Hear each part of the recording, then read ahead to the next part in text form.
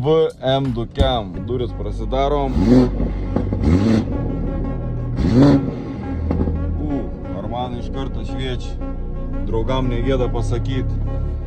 Telekiuks didelis, skidelis ledinis, sport dėžikė, raudon salons. Kas iš išorės turim?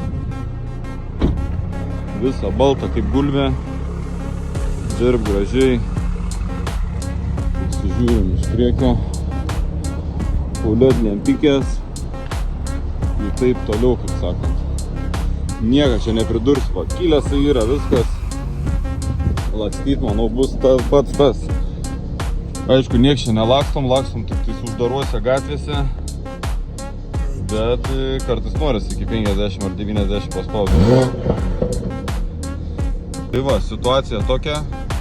Jeigu norit palakstyt, aišku, mes nieks nelakstom čia, nes, kaip sakant, lakstyt negalima, važiuojam ramiai.